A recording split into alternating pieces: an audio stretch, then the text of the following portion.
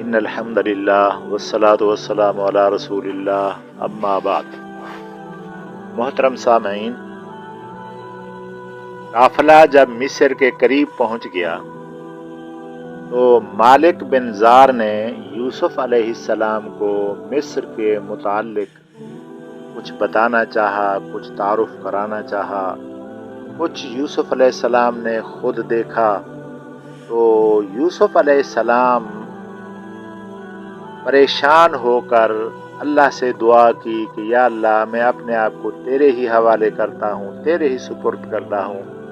اس دیار غیر میں میرا کوئی نہیں ہے، عجیب سے قانون ہیں، عجیب سے مذہب ہیں، تو میرا کیا ہوگا؟ میرا اللہ، میرا تو ہی حامی و ناصر رہنا، میرا تو ہی خیال کرنا۔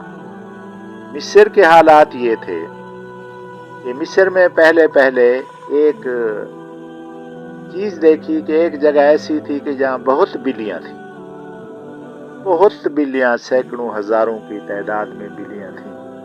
تو یوسف علیہ السلام نے پوچھا، اتنا بلیاں یہ کیوں ہیں ادھر؟ تو مالک نے کہا کہ بھائی یہ بلیوں کا معبد ہے، ادھر بلیوں کی پرستش ہوتی ہے، لوگ بلیوں کو خدا سمجھتے ہیں، بلیوں کو خدا سمجھتے ہیں، ادھر آ کر عبادت کرتے ہیں، سجدہ کرتے ہیں، یہ جگہ جو ہے ان کا عبادت خانہ ہے۔ یوسف علیہ السلام بڑے حیران ہوئے۔ آگے گئے تو ایک ایسی جگہ تھی کہ لوگوں کے کپڑے اس طرح کے تھے، سروں پر ایسے کپڑوں کے وہ بنائے ہوئے تھے گویا کہ سانپ ہوں۔ تو مالک نے بتایا کہ یہ لوگ سانپ کی عبادت کرتے ہیں، ان کا جو ہے وہ خدا سانپ ہے، اس بستی والے سانپ کی عبادت کرتے ہیں۔ یوسف علیہ السلام بڑے حیران ہوئے۔ تو مالک نے بتایا کہ بھئی یہ حیرانگی کی بات نہیں ہے، اور بھی بہت سی باتیں ہیں حیران ہونے والی، لیکن وہاں خدا کو کوئی نہیں مانتا، خدا کی توحید کو کوئی نہیں مانتا، دین ابراہیم پر کوئی نہیں ہے، سارے بتوں کی عبادت کرتے ہیں۔ مصر کا ایک عظیم بت، بڑا بت ہے آمون، سب اس کی عبادت کرتے ہیں، اس کا عبادت خانہ ہے، اور اس کے جو ہے کاہن ہیں وہ بڑے با اثر ہیں۔ 30,000 سال سے وہ پرانا بت خانہ ہے، اس کی پوجا ہوتی ہے اور وہاں عبادت کرتے ہیں۔ آپ نے بھی ان کے معبودوں کی اہانت نہیں کرنی، آپ نے توحید کی بات کوئی نہیں کرنی، ورنہ آپ کو سزا دیں گے، تکلیف دیں گے، محتاط رہنا ہے۔ تو بہت یوسف علیہ السلام بہت محتاط ہو کر چلے گئے، بہت پریشان ہوتے رہے، اللہ سے دعائیں مانگتے رہے۔ جب وہاں منڈی میں پہنچ گئے، جہاں سارا مال و اسباب بھی بکتا تھا، جہاں بچے بھی بکتے تھے، لڑکے غلام بکتے تھے، وہاں آخر کار پہنچ گئے، رات وہاں گزاری۔ تو ایک ان میں جو تھا وہ بھی بت پرست تھا، وہ اپنے بت کے آگے عبادت کر رہا تھا، اس قافلے والا۔ یوسف علیہ السلام نے اس کو اپنے رب کی دعوت دی، توحید کی دعوت دی، اللہ پر ایمان لانے کی دعوت دی، بہت سمجھایا۔ بہرحال وہ بھی حضرت یوسف علیہ السلام پر ایمان لے آیا، پکا مومن ہو گیا۔ اور اسی طرح پھر صبح یوسف علیہ السلام کو بیچنے کے لیے بٹھایا، تو وہاں جو منڈی تھی، جو غلام بک رہے تھے، زیادہ سے زیادہ 15 سکے، 20 سکے، 100 سکہ، 200 سکہ، بس اتنے تک۔ لیکن جب یوسف علیہ السلام کو بٹھایا گیا، اس پر تو اتنا بولی لگنا شروع ہو گئی، اتنا بولی لگنا شروع ہو گئی تھی۔ اس معبد کے کاہن بھی آئے ہوئے تھے، انہوں نے بولی لگائی۔ اتفاق سے مصر کا وزیر خزانہ پوتیفار وہ آیا ہوا تھا، اس نے بولی لگائی، اور سب سے زیادہ بولی جو ہے وہ پوتیفار کی پہنچ گئی، جو وزیر خزانہ تھا، بادشاہ کا خاص وزیر تھا۔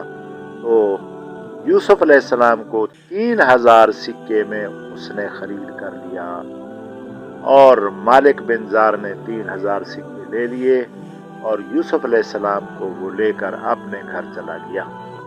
جب یوسف علیہ السلام شاہی محل میں پہنچ گئے، پوتیفار کے گھر میں پہنچ گئے، اس کی بیوی تھی زلیخا، بڑی حسین و جمیل تھی۔ زلیخا کا معنی عربی میں حمیرہ ہوتا ہے، یعنی ایسی عورت جو سفید ہو اور گلابی اس کا رنگ ہو، سفید اور گلابی مکس، تو اس کو زلیخا کہتے ہیں عربی میں۔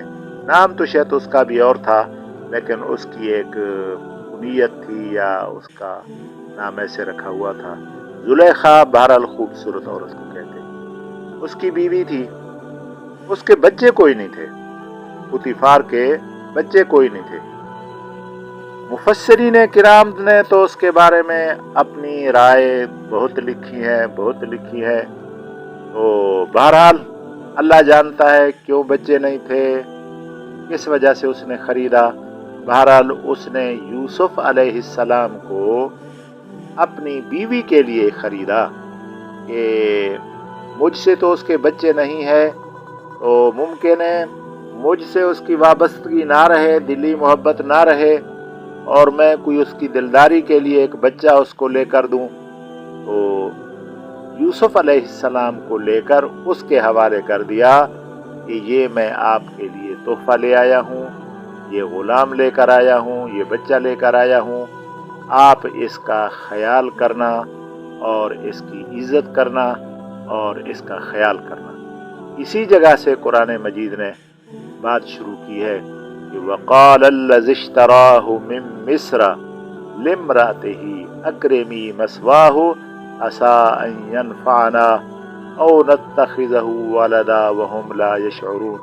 وَقَالَ الَّذِي، کہا اس شخص نے، اشتراہ، جس نے یوسف علیہ السلام کو خرید کر لیا، لِامْرَأَتِهِ، اپنی بیوی کے لیے، کیا کہا؟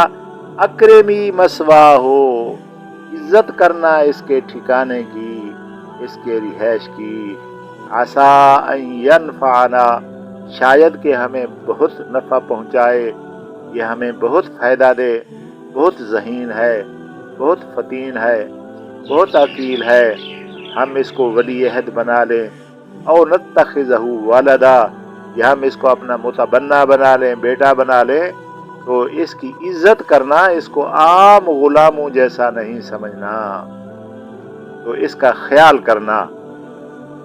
اللہ فرماتے ہیں وَكَذَلِكَ مَكَّنَّا لِيُوسُفَ فِي الْأَرْضِ، اسی طریقے پر ٹھکانہ دیا ہم نے یوسف علیہ السلام کو زمین مصر میں، وَلِنُعَلِّمَهُ مِن تَعْوِيلِ الْأَحَادِيثِ، اور ہم نے یوسف علیہ السلام کو خواب کی تعبیر کا علم بھی سکھایا، وَلَٰكِنَّ أَكْثَرَ النَّاسِ لَا يَعْلَمُونَ، لیکن اکثر لوگ نہیں جانتے۔